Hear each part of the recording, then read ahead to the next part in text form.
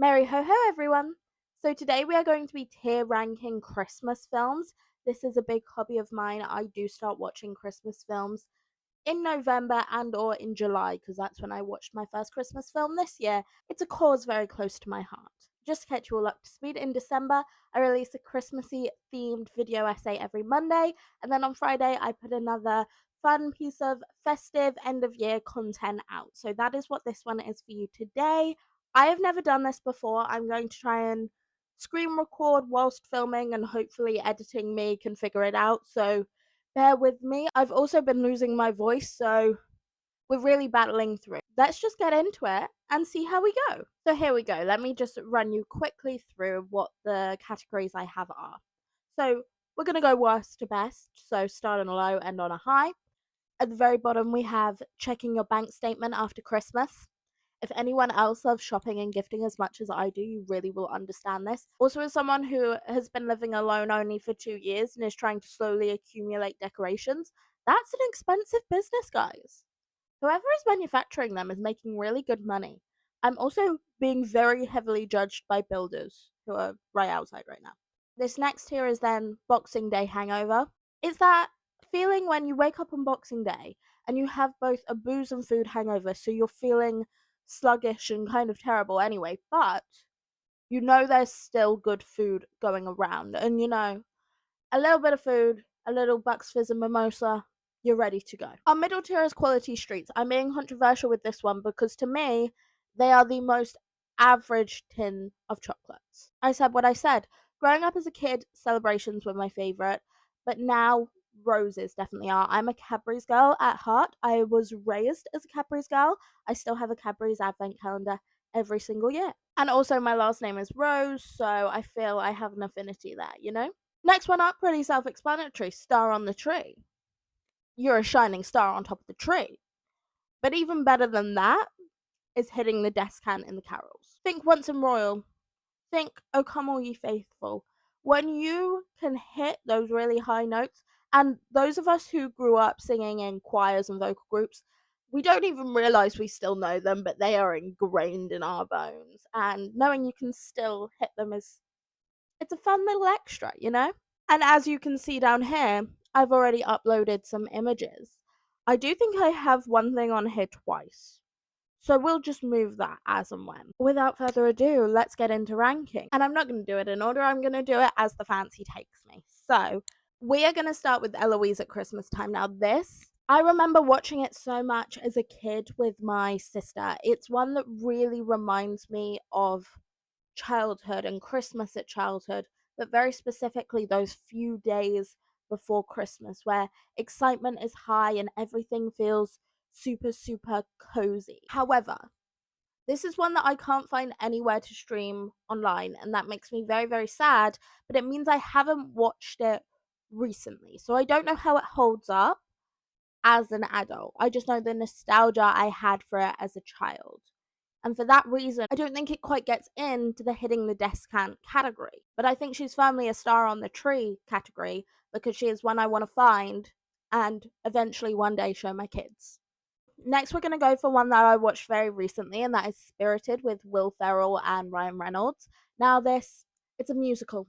Those of you who've watched my Spotify Wrapped video from this year, you will know I am a musical nerd at heart. In my lifetime, I have watched 22 shows, either touring or in the West End, and there's countless more I want to see. Have you seen everything about the Devil Wears Prada musical? Even my mum's interested. Hopefully, I can get to see it at some point because I've heard the costuming is astounding, and quite frankly, it sounds like something right up my alley. When I was a kid, I wanted to be a fashion designer, and I feel like this is all the parts of me from when I was young coming together in a musical. Anyway, really sidetracked from Spirited. Spirited does something that I really enjoy, which is it pulls on A Christmas Carol, but it is not trying to be A Christmas Carol. It is using it as source material. If you aren't a fan of A Christmas Carol because it's set in Victorian England, but you do want to know the story and you haven't read the book, I really recommend watching Spirited. It's a little bit campy, it's a little bit fun, which all musicals and Christmas should be, and the songs are really catchy. But,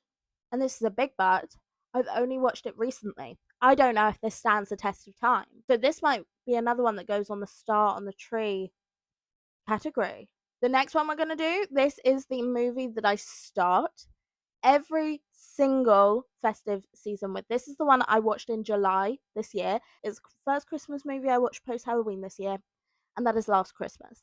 This has Amelia Clark in it, which I should say no more, but there's also Emma Thompson in this, and all of the songs, I believe, are George Michael, which is just, it's exquisite, really. This came out, I think, in 2019. I saw it twice in the cinema, and it's a good movie because the fact I saw it with my ex doesn't dampen the fact that I adore this Christmas film. I think a big thing for me is that the storyline stands up as a film that has heart to it, not just as a Christmas film that has heart to it. And for me, that means it goes squarely in that hitting the desk can category. Now I'm going to be controversial because I love to be, and we're going to go for the Grinch, but the animated version of the Grinch. I went with my sister to see this in the cinema, and I know she prefers this version of the Grinch, but I don't love animated things. I haven't loved animated things for a lot of my life. When I was a kid, I much preferred things with actual people in them. Does that mean I potentially was watching teen shows too young? Maybe. But I feel like the live action is so good, and we will get onto that, that this just feels like a little bit of a step down for me. I don't love animated. I've never reached to watch this after seeing it in the cinema. And for that reason, I'm going to put it in Boxing Day Hangover. Because the story itself isn't bad, I just don't love it packaged in this way. And I know some people are really going to dislike that take. Come for me. I'm wearing leopard print. I'm channeling my inner Cat Slater. I'm opinionated and no one can say anything about it. I'm really coming across as extremely British today. Next, we're going to throw back to my childhood and do 3 movies, and those are the Santa Claus movies. So, every single year I watched these as kids. We had them on DVD. It really felt like Christmas when we cracked these out. I mean, we still have the DVD somewhere, I'm sure. These have definitely been on in the background when we've put the Christmas tree up. I've definitely watched these while doing Christmas baking. And the excitement I felt a few years ago when they announced a TV series on Disney Plus of these characters in this world. And I remember sitting in my 3rd year little cottage and every week watching the episodes whilst I was doing deadlines. We're just going to look at these first original trilogy of movies themselves. Now, I will say this, I don't think the first movie is the best one. It starts a series. It's good. But, and this is a big but, I feel it's world building. I feel the storyline is for the purpose of world building, and we really have fun in the other 2. Maybe this is the most traditionally good as a film, because I do think it gets a bit maybe more ridiculous as you go through the films. But I don't know, just something about this first one, I feel like it's setting the context for the other 2. I still watch it. I'll still do a whole run through of all 3. It's not a skip for me by any means. But I think the first Santa Claus movie is a quality streets for me. It's average.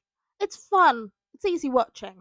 The second one, with the romance with Carol, with the family dynamics we see much more of, which I enjoy so much. And the little pieces of Christmas magic, I mean the holiday Christmas party where all these teachers and adults get the presents they really wanted as kids. It's beautiful. It's lovely. And I think Santa Claus 2 goes in Star on the Tree. Now Santa Claus 3. Some people really think this was a step down, right? I adored this film. Again, we get more family dynamics.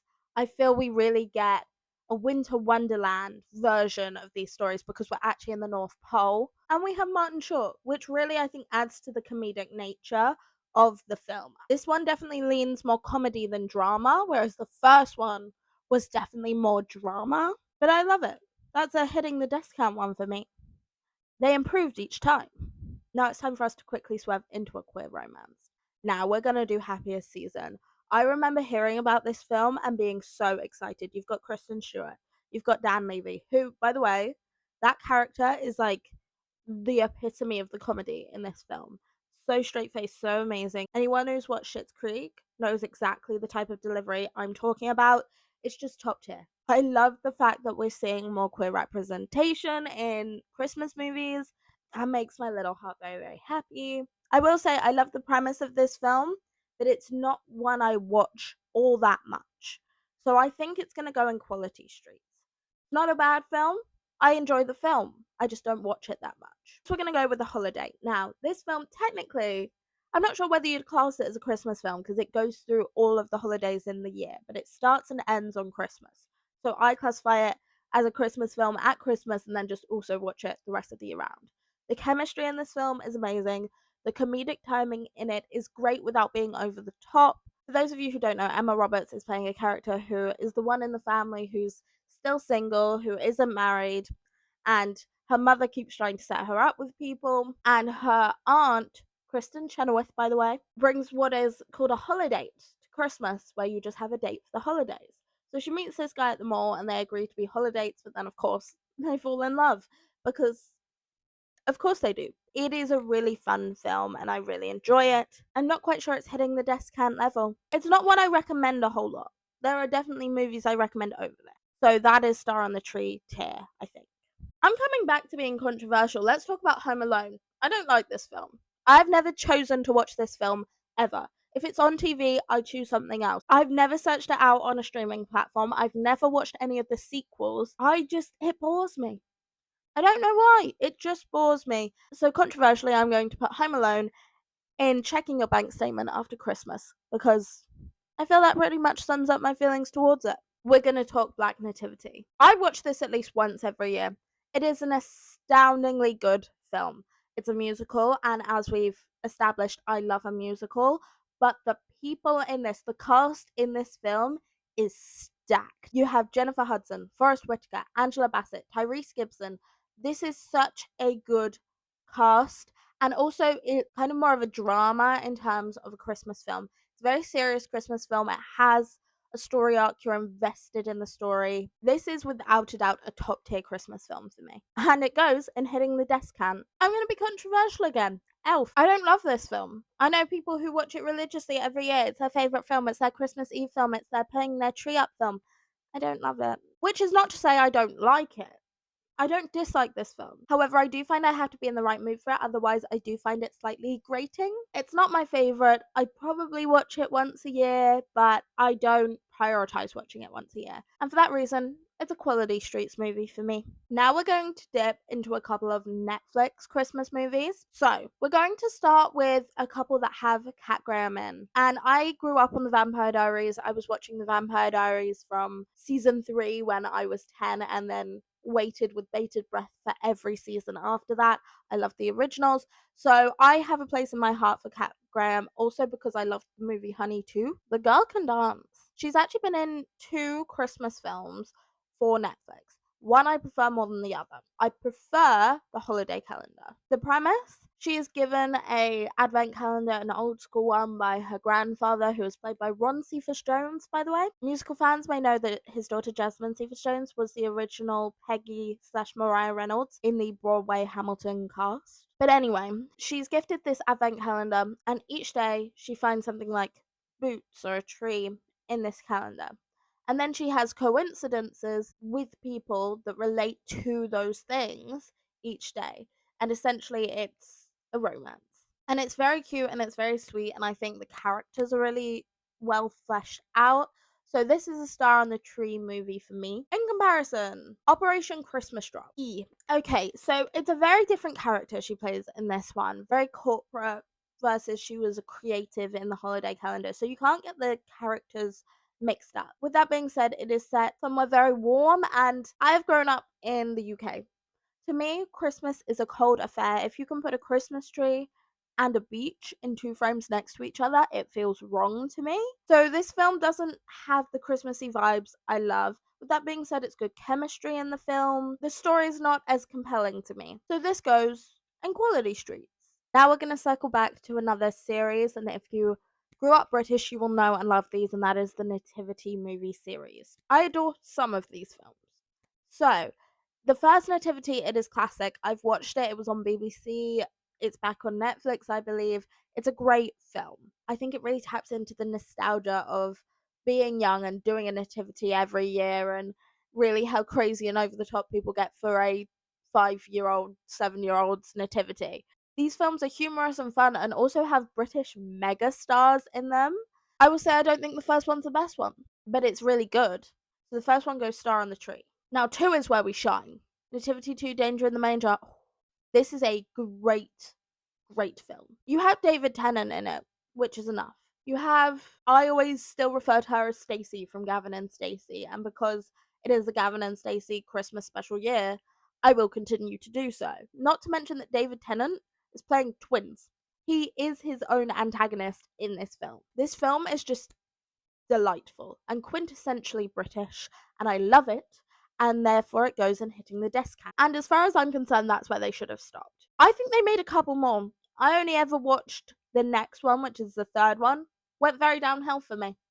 I mean, it still has some of that fun essence of what Nativity is, but I think, especially because I love 2 so much, it felt like a real letdown. And for me, that is Boxing Day hangover worthy. I just realised I had Nativity 3 on here twice. So we're just going to ignore that. We're going to circle back to comments I made earlier, which is about not liking animated films. We have the exception here. That is Arthur Christmas. The first time I ever watched this, it was kind of against my will. It was at school, end of term, it was put on, right? I really like this. I think there's a real story arc to it, there's heart to this film. You can see where it's trying to go, and you root for Arthur, and you can see he has this heart of gold. In contrast, you have the humor of his grandfather, you have the dichotomy of characters with his father and his brother. It's interesting because it's a film aimed at kids, it's an animated film, yet it really captures complicated family dynamics while still emphasizing the spirit of Christmas being about giving and kindness. I just think, although it's animated, it's not two dimensional. And this is a star on the tree type of film for me. I'm now also realizing I've put the Grinch, the animated version, on here twice. But speaking of the Grinch, let's get into the live action version of the Grinch. I must have been about 8 or 9 the first time I ever watched this. I watched it with my dad, and then very soon after, we watched it at the end of term in my form room at school. You have little Taylor Momsen in this, which she's the lead singer in the Pretty Reckless before she's ever Little J for me, even though I love Gossip Girl. I also quote this movie religiously. Ooh. That's it. I'm not going. But what will I wear? Dinner with me? I can't cancel that again. I think the live action Grinch is hitting the discount for me, which is really different from where the animated Grinch is. I find the story of the Grinch divine. I do not like animated. I also think the animated has more of a kid focus, whereas the live action version of the Grinch is a little bit more in depth, a little bit more complex. Let's step back into some Netflix Christmas films. One that came out this year is Hot Frosty, which, if you've seen any of the trailers on Netflix for it, this is the one where a woman puts a scarf on a snowman and he comes to life. And whilst I have some issues with the plot, I think there's a couple plot holes about how this happened and how it actually works, other than the fact that he keeps melting. It was fun. It wasn't terrible. The chemistry could use some work. It felt very Hallmark Christmas film. I'm not saying that's a bad thing. It's just I was hoping for something a little more. It was missing things for me. And I think it goes in Boxing Day hangover. It's one that I put on in the background, but if I'm sitting down to watch a film, I would never put it on again. In contrast, The Merry Gentleman, it's not a great film. The chemistry isn't as good as I was hoping for from Britt Robinson and Chad Michael Murray. A dancer coming home and saving her parents' bar by getting these guys to essentially strip and do a Magic Mike style show. That's an interesting premise for me. It feels like a good girls' night movie. It feels like a good drinking game movie. I don't think it's actually a great movie in and of itself, but I think it's a fun movie. And for that, it's going in quality streets. Average, middle of the pack. We're going to go old school now with Deck the Halls. This is one without fail every year. If it's on TV, my dad puts it on. I wouldn't be surprised if he puts it on from a streaming platform at some point. It's a very good, all the family can enjoy it type of film. I never personally would choose to put it on, I don't think. But it's easy watching and it is kind of funny. It's not exactly my brand of humor, as we will discuss in the film I'm going to talk about after this. But it's a very classic Christmas film to me, and it feels very Christmassy every time it's on. It makes it feel like Christmas. I think because my dad probably has put it on every year for as long as I can remember at some point. So for that reason, It goes in Star on the Tree. Nostalgia. She earns you points. So let's talk comedies at Christmas. A Bad Mum's Christmas is the epitome of a brilliant Christmas comedy to me. I went to see this in the cinema with my mum. I remember both of us laughing all the way through. It also touches on a really important topic, which is the amount of effort we expect from mothers and women in our lives at Christmas, and how tiring that can be, and how expectations shouldn't be what creates magic, but time together is what creates magic. All whilst having this very sarcastic comedic tone, and it feels very grounded and real while still feeling like a Christmas movie. And honestly, who doesn't want to go get drunk with their friends and then go shopping? I also really enjoy the dynamics between, obviously, you have the three original mums from Bad Mums. If you've never watched it, it's the original Bad Mums is still a great film. But then you have their mums coming, so there's generational interplay going on at the same time. And these mums are really different from each other, from their friend mums in this friend group anyway. Then seeing what their parents are like and their parents form a friendship, I think it's really amusing. And I think it stands up as a comedy film for me because it comes from the first film, just Bad Mums, being a comedy film. Honestly, I adore this, and every time I watch it, I have to message my mum being like, I'm watching a Bad Mums Christmas, and she goes, great movie. I don't know whether this is controversial. I don't know whether this one is one people hold really close to their hearts. But let's talk a Muppets Christmas Carol. I don't like anything Muppets. It's because I didn't grow up watching it. My mother outlawed the Muppets. She doesn't like them. And honestly, they kind of creep me out a little bit. I love the story of A Christmas Carol. Don't get me wrong. I just don't like A Muppets Christmas Carol. I watched it in an English literature class when I was in year 8. For me, the Muppets being there completely takes me out of this story that I love. Because I literally read A Christmas Carol every year at Christmas to feel Christmassy. So, love the story, don't like this iteration of it. It's going in, checking your bank statement after Christmas. Another one I didn't love is Love Hard. I think it's a Netflix film, but it has Nina Dobrev in it. The context in which it starts, though, is a dating app and a catfish on a dating app. I don't know why that just feels slightly too modern and in your face for a Christmas film. It doesn't feel like something you can really have fun with. The issue for me is it doesn't feel like a Christmas film. It feels like a premise they had, and then it was coming up to Christmas and they thought they could market it as a Christmas film if they turned it into set at Christmas. Because you could have had it set as needing a date for a wedding. You could have had it set as a family event at any point. I don't know. I love Nina Dobrev. Congrats on getting engaged, by the way. But this film is just not it for me. And that's why it goes in checking your bank statement. Now, one I did really enjoy is Single All the Way. This is another queer romance. Peter comes home to his family for Christmas. Single Biddy brings his roommate Nick. They're in love. They won't admit it, but they're in love. And there's a lot of big names and faces you'll recognize in this. I mean, Jennifer Coolidge is in it. That should be enough said. There's fun comedy in this.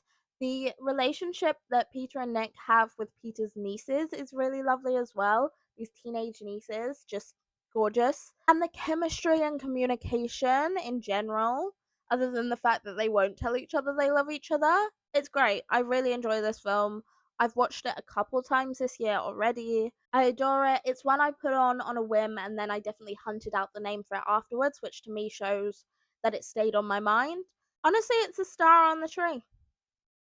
We have a lot of star on the tree films. Next is one I watched very recently, and that's Exmas. But this has Leighton Meester and Robbie Amell. Love both of those actors, by the way. Gossip Girl and The Tomorrow People were both series I loved as a teenager. Premise here is that Robbie Amell's character has said that he won't be home for Christmas with his family, so they invite his ex that they all still like, and he ends up coming home to try and surprise them, and she's there. Awkward! But it explores tensions between them. They're trying to win the favor of his family and also what happened in their relationship. I think the storyline actually explores why communication is important in a really fun way. But there's also very casual queer rep, which I love from the sister. It's not made a big thing about. It's not talked about. It's very casual, slipped in like any of the children's relationships, which I do love. And the sibling bonds, especially in this film, feel very real and authentic to me. I really enjoyed it. Star in the Tree type film for me. One that might seem a little bit rogue that I put in here is the Christmas special for Good Luck Charlie. They did a film for Christmas. And I think as a film, it's still very fun. And I do tend to watch this as a transition film from Halloween to Christmas, but it doesn't feel like a Christmas film to me. I know it's set at Christmas time and it's the idea of meeting back up with your family for Christmas. It's sunny, which really ruins it for me. I think I like it because it's nostalgia, not because it's a good film, because there have been times I've put it on and I just get bored, and there's other times that I love it. So it's gonna go in Boxing Day hangover. With that being said, it will always hold a little special place in my heart because I watched it as a kid. Next is Holiday Rush. This is centered around a radio host presenter. What are they called? Radio presenter? Maybe? I think.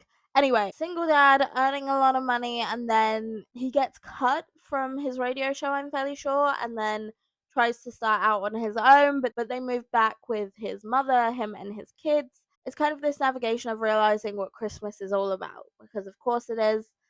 With that being said, I do think some of the acting is very over the top. It has some beautiful, tender, and grounded moments, but the acting grates on me slightly. So we're going to pop that in Boxing Day hangover as well. Next up, Let It Snow. It was years ago, but I did read the book this is based off, which is like a anthology text. It has some really good actors in it that I recognize from other things. I think it captures teenage experience really well. Is it one that I watch a lot? No. Is it one that I enjoy when I do watch it? Yes. So for that reason, it's a Quality Streets movie for me. Your Christmas or Mine? Again, it's a British Christmas film.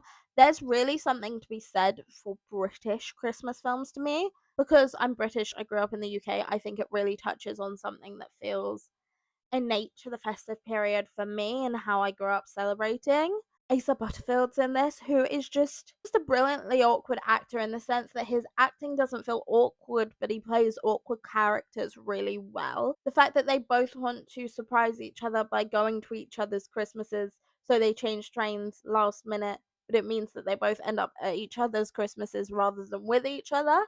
Funny. Interesting concept. But again, it's very new in the rotation. And it's one that I kind of forgot existed until I saw it again this year on Amazon Prime, which means it didn't really stick in my brain. That's a Quality Streets movie for me. It looks like we have 4 films left, but 2 of those are replications of what I've already put in. So we actually have left The Holiday and Love Actually. I know people are going to have a lot of opinions. Some will prefer one over the other. I know people are going to have a lot of opinions. These are near and dear films to people's hearts. I know. For a while I flip-flopped on them, which I preferred. Okay? These are both great films. I think the amount of interconnected arcs in Love Actually is really interesting. You have great acting performances, but I sometimes find it hard to have on in the background because I think it's a film that's kind of hard to dip in and out of, which I do appreciate in a holiday, festive Christmas film. So, for that reason, it's going in Star on Top of the Tree. Now, The Holiday, I'll tell you now, she's going in hitting the death count because this taps into what I call British nostalgia because you have Rose Hill Cottage. Also, the fact that the bits in the UK are supposed to be set in Surrey, and I literally went to school in Surrey, so I know the places where things are being filmed sometimes. So when you watch it on Amazon Prime and it tells you something's filmed in Godalming, I'm like, oh, I know where that is. I've been there. That kind of thing. It's a little bit of added joy for me. But the aesthetics, that snowy, wintry cottage. Although I found out, my friend sent me a reel of Jude Law saying that, was it Jude Law? Was someone from the film saying that the exterior of the cottage and the interior of the cottage are 2 different things, or that they couldn't find a cottage they liked, so they built it and it doesn't actually exist. Something like that. I've kind of blocked it from my brain because I don't want to think about that because that cottage is so cute and so aesthetic and I want to go on a writing retreat there, quite frankly. Also, Young Jude Law. That's the film where I got it. You know, the vibes, the styling. I mean, Kate Winslet giving frazzled English woman in the best way possible. Cameron Diaz with that beautiful Afghan coat and the roll necks, and it just looks so cozy. And I really want some of those outfits, quite frankly. The knitwear, please and thank you. Genuinely, I adore this film. So we're going to put her and hitting the descant. I think what this tier list is really showing is that I like most Christmas films. Christmas films genuinely skew well for me because I am very forgiving of a lot of what I would consider very average films because they feel Christmassy to me. Let's do a final review, shall we? In our bottom category, in our checking your bank statement after Christmas category, we have Home Alone, A Muppet's Christmas Carol, and Love Hard. I'm happy with those. In Boxing Day Hangover, we have The Grinch, the animated version, Nativity 3. Honestly, I'm changing Nativity 3 down to checking your bank statement because they should have stopped it too. They had a good thing going. I know they were trying to make money. Why ruin a good thing? I forget anything after 2 exists. Back to Boxing Day Hangover. So it's The Grinch animated, Hot Frosty. Again, maybe I'm being a bit lenient there, but we'll leave it. The Good Luck Charlie Christmas film and Holiday Rush. In Quality Streets, in our middle of the range, in our squarely average bracket, we have The Santa Claus, Happiest Season, Elf, Operation Christmas Drop, The Merry Gentleman, Let It Snow, and Your Christmas or Mine. Star on the Tree is our biggest category, which makes sense for me. We have Eloise at Christmastime. Genuinely, if anyone knows where I can find and watch that movie, let me know. We have Spirited. We have The Santa Claus 2. Holidate. We have The Holiday Calendar. Nativity, the first one. Arthur Christmas. Deck the Halls. Single All the Way. Exmas. And Love Actually. And then in Hitting the Descant, we have Last Christmas. The third Santa Claus movie. Black Nativity. Nativity 2. The Grinch, the live action version of The Grinch, A Bad Mom's Christmas, and The Holiday. I feel like Love Actually in general is a hitting the discount tier movie. However, in comparison to The Holiday is better. They kind of, in my brain, sit together and against each other rather than against the rest of the list. Okay, I know what I'm going to do. Operation Christmas Drop is going down one, as is The Holiday Calendar, which means The Holiday Calendar is now in Quality Streets and Operation Christmas Drop is now in Boxing Day Hangover. I love you, Cat Graham. These aren't the best movies. She's magnificent in them. But I think I'm happy with the rest. I'm saying that is my official tier ranking of Christmas films for 2024. Let me know your opinions. I definitely have upset some people with Home Alone and the Grinch animated version and the Muppets Christmas Carol, I think. Probably also with Elf. So let me know your thoughts. Let me know your feelings. Also, the real question here is Love Actually or The Holiday? Let me know. And if you're into Christmassy video essays and fun pieces of content like this, stick around. We still have another video essay to come your way this month. And then there's also content from before this video for you to check out as well. And my question stands. Let me know in the comments. Love Actually or The Holiday? These are important questions, people. Very important questions.